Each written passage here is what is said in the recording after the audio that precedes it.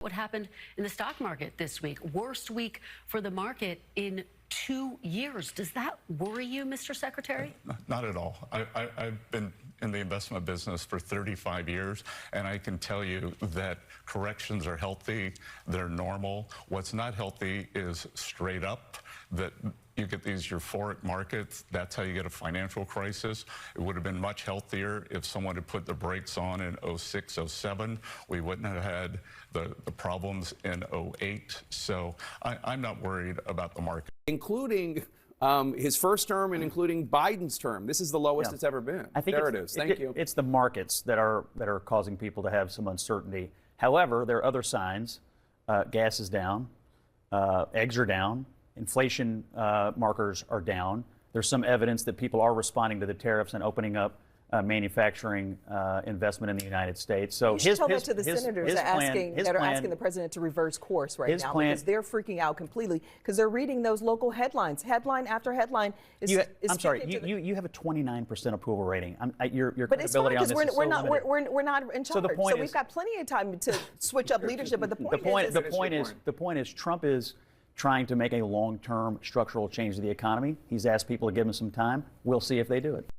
What's going on, everyone? This is a story that I've been following for a while. I thought I'd only be talking about this once, but Democrats keep making things worse for themselves, right? They keep trying to portray this narrative that people are regretting voting for Trump. Now, one of the things I'm saying is that people are getting anxious. I understand that. There's some signals that the economy is trending in the right direction. And I find it rich that you have these Democratic operatives like Alicia Ashley Etienne, who's a spokesperson for the Kamala Harris administration campaign. And I find it rich is that when Donald Trump has like some of the worst economy since 2022, who was running 2022? Biden. There was no rush for Biden to correct anything. Biden was telling people, hey, it's going to take time. You can't give Trump the same courtesy. And I like this appearance, this attack line that these Democrats are trying to perpetuate now, is that it seems like they want Trump to come in and hurry up and fix their problems. Oh, you're not fixing the problems fast enough. When has the economy ever been fixed in less than 6 months? That's why I say, we got to give him 6 months at least. Then we can start getting on him. But he hasn't even gotten the chance to pass his economic bill yet. Biden passed his economic bill and increased inflation. Inflation is an invisible tax on us. And the reason why I'm not so mad about the markets, because, I'm invested in the markets and I'm mad my portfolio dropped like a good, 8%, is because I know, hey, look, we have to go. The reason why the reason why inflation is so sticky is that we never went through the recession like we were supposed to. Even if it was a mini recession under Joe Biden. The fact that it was propped up by government money, right? This is what causes inflation, because anyway, inflation is not a punishment, but it's the price we pay for printing money. And Biden did a lot of money printing in his administration. The most government money spent during peacetime. Make it make sense. President spent the same amount of money for Joe Biden during wars. But they like to tell us, we're not in a war. Now you got this whole auto pen situation. Democrats are in disarray, I'm telling you, man. And I like that comeback from Scott Jennings. Hey, you have the lowest approval rating out of everybody. Trump may have a low approval rating, but you got a lower approval rating than him. So in the hierarchy of who people will listen to, it's Trump, then the Republicans, and Democrats are at the bottom. And I don't understand how they can't understand this. But hey, hubris, hey, it's like the blind leading the blind over there in the Democratic Party. Well, I digress. Here's another clip of Stephen A. Smith. After hearing the news that the Democrats are on all-time low in the approval ratings, he once again hammers the Democratic Party. Let's take a look. You got to be about preaching about what's important to the American people and what they care about instead of telling them what they should care about. You know why you can't make that argument anymore? Because you had your chance. You had President Biden up in that office. You knew he wasn't the same. You knew there was shrinkage that kicked in mentally. You knew that people were talking about him being incapacitated. This is before the debate on June 27th. You knew it. And they got you on camera chanting for 4 more years for a dude that was approaching 82 years of age that would have been in office until he was 86, assuming he got there. You didn't even think he was going to make it. And God bless him, I hope he does. But what you did was say, let's just get him through the election because the rest of us is running the government anyway. The trust of the American people were compromised. Democrats got another excuse line that they've been trying to say. Oh, it's policy. We're good on the policy. We're bad at the politics. Trump's good at the politics. He's bad on policy. Democrat policies are very popular. And I'm sitting there saying, where are they getting this idea from? And this is something that I think is really holding the Democratic Party back, is that they get it always in reverse. To me, Democrats are very good at politics, like the show of it, right? Like, imagine they all have scripts, they do all the song and dance. They like to go out and protest. They like to pretend that they're not the most unpopular party right now. Hakeem Jeffries. We have the Republicans on the run on 3 different issues. 3 different issues. We have them on the run with respect to the economy. Donald Trump and House Republicans promised that they were going to lower the high cost of living. But instead, costs haven't gone down. They've gone up. Inflation is going up. Why? Because Donald Trump and Republicans haven't been focused on doing anything to lower the high cost of living. Not a single bill, not a single executive action, not a single administrative order. We, as House Democrats, have to make sure we forcefully make the case to everyday Americans that we are trying to build an affordable economy. We know that costs are too high, and we know that people are struggling to live paycheck to paycheck. And you find it rich that Hakeem Jeffries is out here saying all this stuff, right? Oh, Republicans have not passed a bill. Well, it's a slim majority, and you can obstruct that. You've been obstructing Trump since he came into the office, since his butt walked into the office. Y'all been like pretty much pushing back against anything that he wants to do. And right now, your same party, this is my critique to Hakeem Jeffries, is going around crying about the fact that Schumer decided that he's going to end the filibuster on this bill and let it pass the contiguous resolution. And then in the same breath, when Biden was in office, y'all was giving Christine Sinema, sorry if I remember her name wrong, hell, because she said, hey, y'all gonna need it when y'all lose. And now look at you, you making full use of the filibuster. And now she called you guys out on your hypocrisy too. Democrats, y'all building yourselves the worst case ever. That people can't trust you guys because you guys are too wishy-washy. You guys are too politically opportunist. And this is why I'm saying that the Democrats are good at politics. He's talking about pricing hasn't gone down.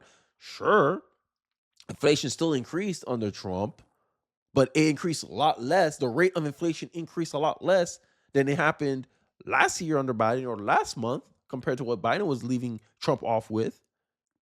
And you can make some of the cases due to the fact that the markets are going down a little bit.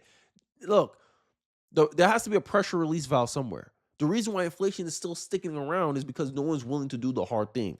Trump looked like he's willing to do the hard thing. And that's why I said American people, give him 6 months. Let's see what he does with this in 6 months. If it don't work, then we can start complaining at him. But we already seen a trend line heading on the good direction. Hey, stuff are going down. Okay, let's see next month.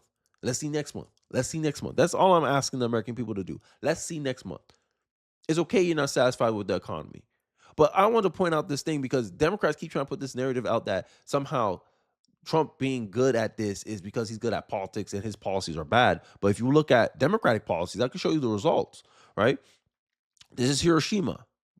1945, got nuked, came back. Look at it in 2010. Democrats running Detroit from 1945. It got worse in 2010. The lesson is easier to come back from a nuclear strike than 5 decades of Democrat control of government. And this is something that Democrats, when they sit here parading the fact that somehow they're good on policy, but they're bad on politics, it's not believable to me. Because if you want to see the politics of it, I can show you politics. I can show you a politics. Because these guys come out very scripted, right? They come out very coordinated. This is the politics of it, right? But they won't tell you they're good on policy. But their policy is let Tren de Agua gang members stay in our country to risk public safety. But yeah, your policies are good. Yeah, okay, Democrats. No one believes you. This is why your approval rating is so low. Even the fact that they saying, oh, we're bad on the politics, the optics, but we're good on policy. That in of itself is a political game in my eyes. But look at the scripted response. The strength that we have is in this moment. Listen to your constituents. Center them in this moment. But I can tell you that there are a lot of people that are watching his leadership in this moment. This is the moment. I think about what's happening, in this moment. What's important is that we meet this moment. So are these current Democrats the ones to meet the moment? What do you want to see us doing right now in this moment? And which Democrats are actually going to stand up against Elon Musk and Donald Trump in this moment? The fight that you all are exhibiting is not just what the base wants, but it's what this moment requires. The strength that we have in this moment. All right, scripted, right? Performative. That's the politics, right? Isn't that what politics is? Isn't that the politics? Policy is the results, the outcomes. And last 4 years, y'all have damn near full reign to do your policies, and you still lost office. So Democrats don't want to acknowledge that it's their policies that's bad. They're already good at the politics. I just showed you. In this moment, they all got their little script. They're all sitting here pretending that they care. They don't care. They just want power. Hey, keep me in power. Hey, I don't want to lose. Oh, look, we're a moderate Democrat, but a moderate Democrat can't tell you if a man can be a woman and a woman can be a man, and should biological men play in women's sports? Should trans-identifying males play in women's sports? They can't tell you nothing. They can't tell you. They say, oh, we should let local governments handle this issue. But it's not as divided as abortion. Abortion is a 50-50 issue. 55-45 issue, depending on who you ask, depending on what state you're in. But this trans issue, 70-30, 80-20 in some cases. Democrats can't tell you, oh. Democrats getting mad at Gavin Newsom because he admits that, yeah, it could be unfair for a trans-identifying male, trans-identifying female. I don't know how you look. My brain's already getting scrambled to compete against a biological woman. Outrage from the left, and the left will sit here and pretend that they're not a far left party. They think. Look, imagine how I watched. I did myself a disservice. Maybe not. Maybe I did. Maybe I didn't. I decided to watch a progressive channel for the first time. Now my algorithm's messed up, but these guys were saying that Nancy Pelosi and Chuck Schumer are in the middle. They called them centrist left, like centrist Democrats. A progressive said that. Nancy Pelosi, coming from one of the most bluest states in the union. Chuck Schumer, coming from the most bluest state in the unions, like New York and California. He said that they're moderate Democrats. That's how far left a lot of these progressive supporters of the Democratic Party truly are. And my comeback to the progressive is, you don't get to decide what the center is. That's asinine to decide. Like, you think you decide what the center is? The true center are people who are unaffiliated with either party. That's the true center, not someone associated with the Democratic Party for throughout their entire life, come from a deep blue city, deep blue state. You can't determine them as the middle in politics. Are you crazy, progressives? And this is why you lose. You don't want to look yourself in the mirror. You don't want to do the Michael Jackson song, That Man in the Mirror. Y'all don't want to do it. Your party doesn't want to do it. This is the hard work that's necessary for you guys to become relevant again. And I think until you actually do some real self-reflection, some real self-critique, hey, maybe Nancy Pelosi and Chuck Schumer are not the middle, because they don't speak to middle America. You come from deep blue states and you saying they're the moderates? What? And this is why Democrats lose. They listen to people like that. I forget what channel, what YouTube channel I was watching. It was just some random kid, long hair. He had another guy next to him. I forgot his name. Like, what? Nancy Pelosi is a moderate Democrat. Huh? He would have had something if he said Dean Phillips, maybe. He might have had something if he said John Fetterman, maybe. And even then, he's still a leftist. He's still a leftist. He just comes from a swing state. So he has to moderate himself. The same way Gavin Newsom is attempting to moderate himself because he's planning to run for politics. And right now they want to change in leadership. They're thinking about pushing AOC to be the new leader of the Democratic Party. I don't think it's going to go well, but hey, it's their party, it's their business. Let me know your thoughts in the comment section below. I'll be interested to hear some of the follow-up about the scripted Democrats. You believe the Democrats are too scripted? Do you agree with me in this concept that Democrats play politics with their bad policy, where they've been running cities for decades on decades on decades, and they're some of the worst states to live in? High rates of crime, education's not as good. Chicago's the prime example that I'm thinking off the top of my head, but you got Detroit, right? St. Louis. Like these New York sometimes. Wow. Some states, some parts of New York, you don't want the Bronx where AOC represents.